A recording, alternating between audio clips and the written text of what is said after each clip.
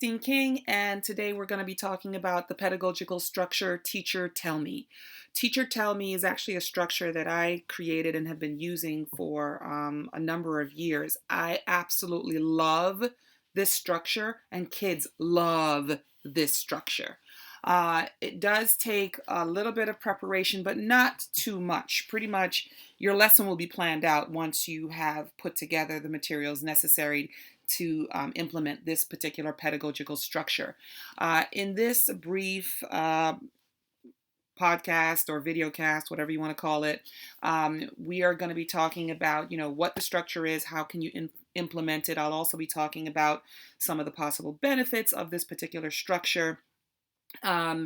So once again, the structure is called Teacher Tell Me, and I'm going to be showing you some examples of this particular structure. So in terms of Teacher Tell Me, it's a pedagogical structure that supports student engagement, collaboration, and ownership of learning. It's a very, very powerful structure and fairly easy to implement. I will say that once you decide to implement this particular structure, you want to be consistent in terms of its usage. You want to plan for it. It's not an everyday structure, but it may be something that you do utilize once a week or once every 2 weeks, because kids are going to be looking for their turn. Once I explain the structure, you'll understand what I mean. So, as I mentioned, this is a structure that I've utilized for a few years. I'm going to start off with a kindergarten example.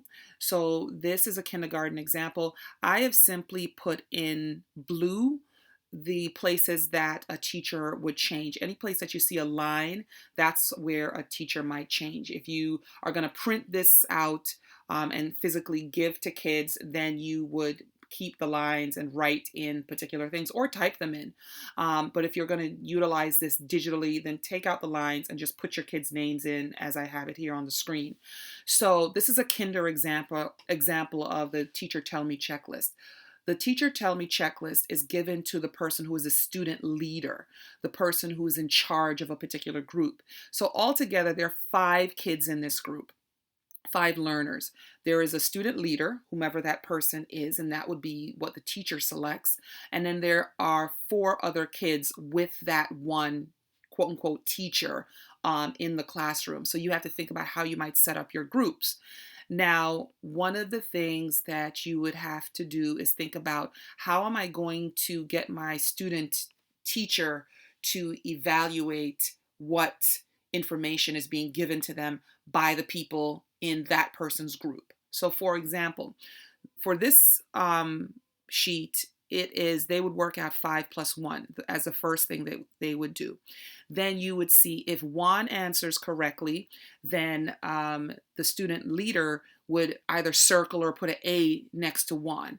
If they all answer correctly, then you would put a check or a circle, whatever the teacher indicates to say that this is a correct response. And that's something you would determine and talk about with your kids in advance. Like they would know what marks to put on the paper or to indicate that the person had it right, or what marks to put in the chat box or anything like that. So you would also think about, in this case, utilizing manipulatives so kids can build. And the question that often comes up is, well, what if they get it wrong? Well, that's where the power of the teacher comes in, because the teacher now, their job is to support whomever is in that group to understand what they are doing. Now, I say to the kids, now your teachers don't always tell you, they ask you questions to help you figure some things out. So we're putting the onus of what kids might do and how they might process information on the onus of other kids to guide their peers. It's a very, very powerful tool, and it actually sounds more complicated than it is, but I'll go into that in just a moment. I'm going to go to a second grade example. This is a second grade example. And once again, you see the lines. And if I were doing this in a face-to-face manner, then I would have written in the names of the students, and I would put the names of the the students in the group, and I would put in who the teacher was. Now, some things that I often say to the kids, when they're the teachers, I become the coach. I become the coach in the classroom because they are now the teachers, and the people within their groups are their students. And I'll go into that in just a moment.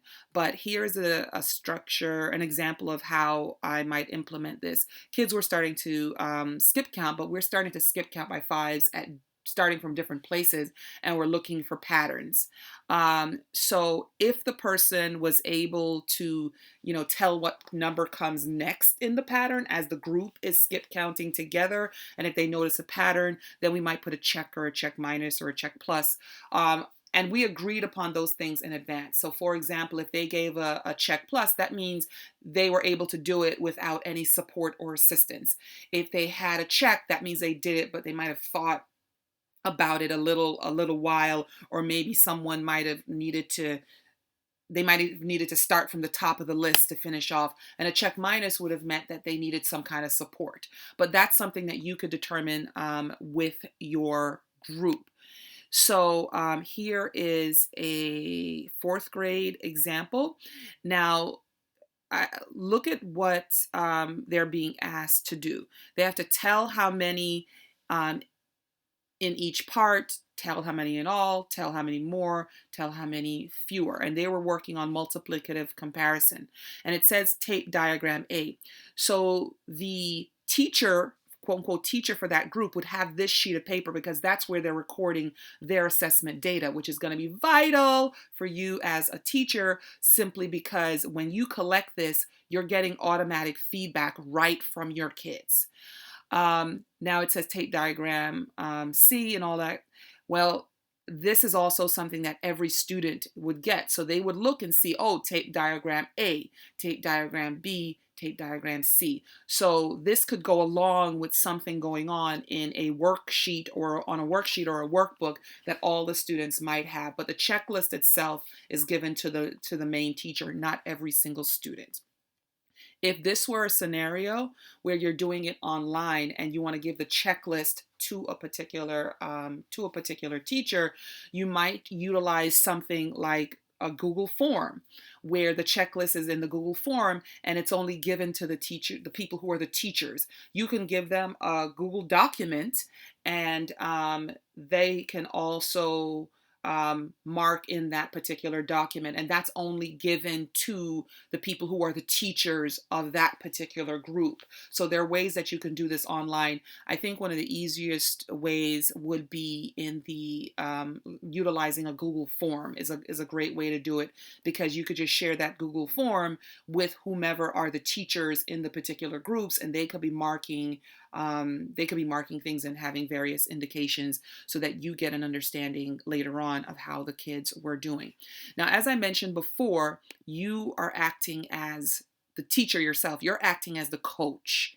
And when I say you're acting as the coach, part of what I mean is when you see that a student within a group may not be understanding, then you go to that teacher, quote unquote teacher, for that group, and you give them some pointers, you give them some ideas, just like a coach for us would do. They don't go right to the student, they go to the teacher and coach that particular student.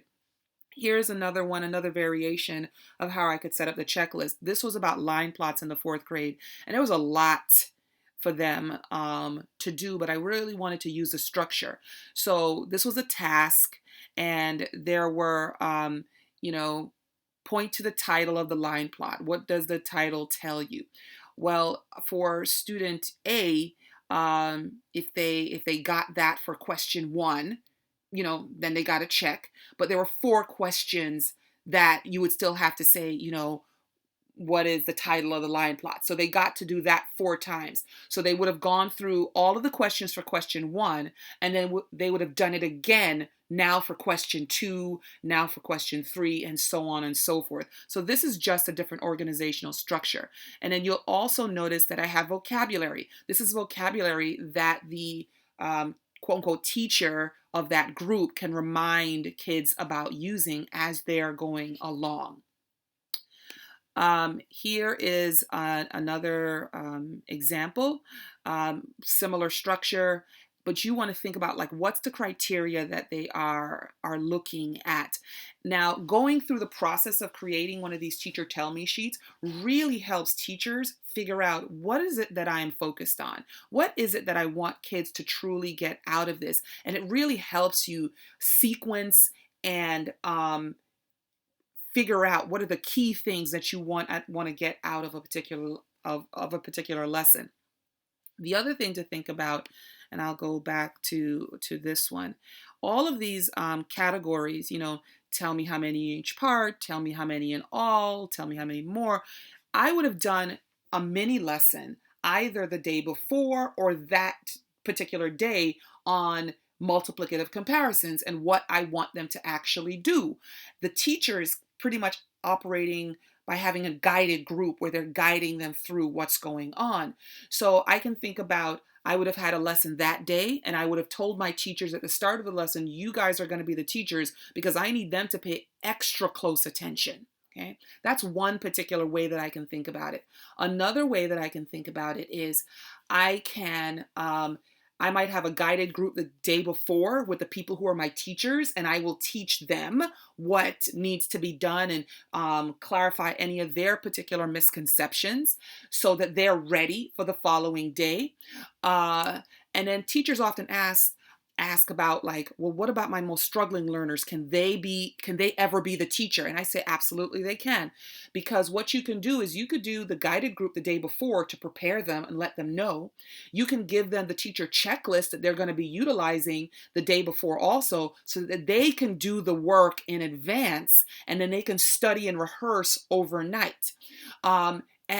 In the most extreme cases, what you can also do is you can give them the teacher checklist with all of the answers. Just like you as a teacher get the answers in the teacher book where you have your answers, well, give them the answers and give it to them before so they have a chance to study and rehearse. So you can do those things and then you might implement teacher tell me the next day. So that's just something to think about. And this is an 8th grade example, and you want to think about having kids really evaluate why they're giving answers. So doing things like, what rule would you apply? Why? And having them extend to write equivalent expressions. It's not just about getting the answers, but it's taking it to another level. So one of the things that I've also utilized this for is for word problems. So I might have within my structure of my checklist different things that I want kids to do with the word problem. In essence, that is teacher tell me, and you can think about finding more information and some of these examples at seekinged.com/pedagogy, and you will find more information about teacher tell me and also more information about other pedagogical structures. Feel free to email us or send us a contact through our contact on our website, and we will get back to you about any questions that you might have about teacher tell me or any other pedagogical structures. Thanks for listening.